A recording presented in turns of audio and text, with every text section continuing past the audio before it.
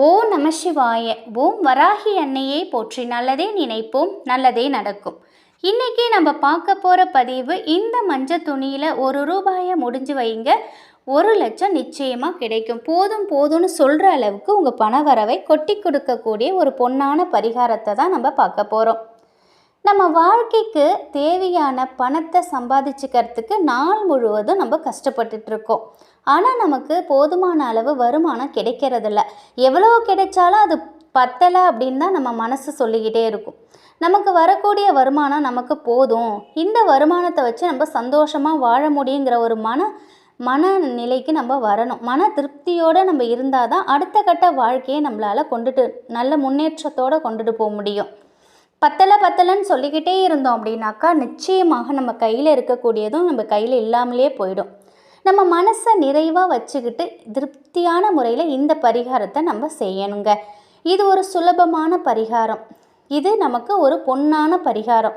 நம்ம இந்த பரிகாரம் செய்யறதுக்கு தேவையான பொருள்னு பார்த்திங்கன்னா, ஒரு வெள்ளை நிற காட்டன் துணி, கொஞ்சம் தொட்டாசினிங்கி இலை, மஞ்சள் பொடி, பன்னீர், கொஞ்சம் தண்ணி, இந்த பொருட்கள், அப்புறம் ₹1 நாணயம், இதுதான் தேவை.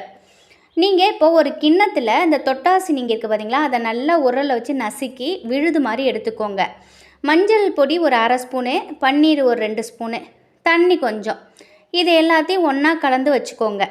இப்போ இந்த தண்ணியை நீங்கள் என்ன செய்யணும் அப்படின்னா, நீங்கள் துணி வச்சுருக்கீங்க பார்த்தீங்களா, வெள்ளை துணி, அதில் இந்த நம்ம சேர்த்து வச்சுருக்கோம் அந்த கலவை, அதில் போட்டு நல்லா முக்கி எடுத்து காய வச்சுருங்க.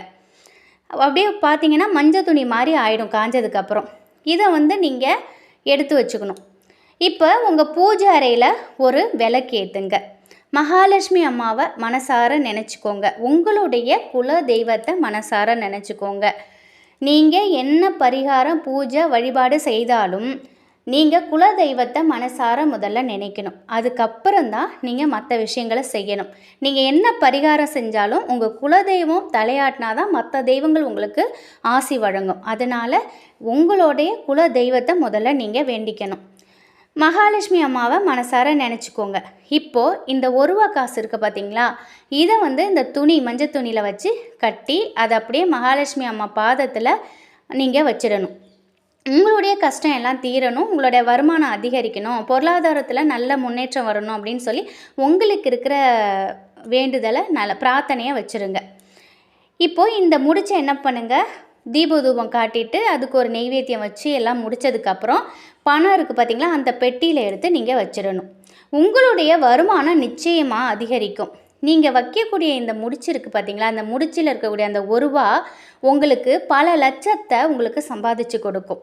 நிச்சயமாக முழு நம்பிக்கையோடு நீங்கள் இதை செய்து பாருங்கள். கண்டிப்பாக வெகு விரைவிலேயே உங்களுடைய கஷ்டங்கள் தீர்வதையும் பணம் சேருவதையும் நீங்கள் பார்ப்பீங்க. இந்த பரிகாரத்தை வெள்ளிக்கிழமை, பௌர்ணமி அன்னைக்கு, செவ்வாய்க்கிழமை, இப்படி எந்த நாளில் வேணாலும் நீங்கள் செய்யலாம். ஆனால் நாளைய தினம் வெள்ளிக்கிழமையில் பிரதோஷம், சுக்கிர பிரதோஷம் வருது, சுக்கிரவாரம் இல்லையா, அதனால் நாளைய தினம் பணத்துக்காக நம்ம செய்கிறோங்கும்போது நாளைய தினம் நீங்கள் இதை செஞ்சிங்கன்னா வளர்பிறை நாளும் வருது.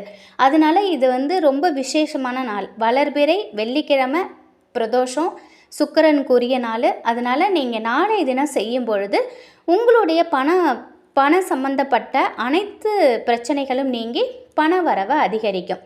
அதனால் நாளைய தினம் மிஸ் பண்ணாமல் இதை நீங்கள் செய்யுங்க. நீங்கள் சுக்கிர ஓரையில் நீங்கள் செஞ்சாலும் சரி, இல்லை நார்மலாக எந்த டயத்தில் வேணாலும் செய்யுங்க. ஆனால் யமகண்டம் ராகுகாலம் இல்லாமல் பார்த்துக்கோங்க. நல்ல நேரத்தில் நீங்கள் இதை செய்யுங்க. ராகுகாலம், யமகண்டம் இதை பார்த்துக்கோங்க.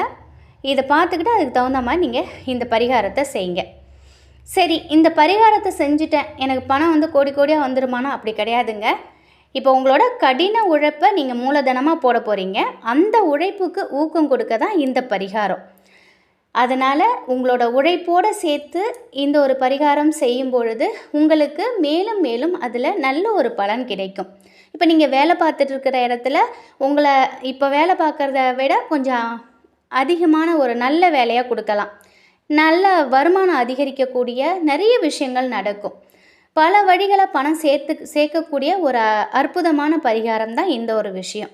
அதனால் நீங்கள் உங்களோட மனசில் எந்த ஒரு குழப்பமும் இல்லாமல் முழு நம்பிக்கையோடு நீங்கள் இதை செய்யும் பொழுது நிச்சயமாக உங்கள் உழைப்புக்கேற்ற ஊதியம் கிடைக்கும். அது மட்டும் இல்லை, உழைப்புன்னு சொல்கிறத விட உங்களுக்கு ஒரு விதமான ஒரு அதிர்ஷ்டம் கிடைக்கும் அப்படின்னு சொல்லலாம்.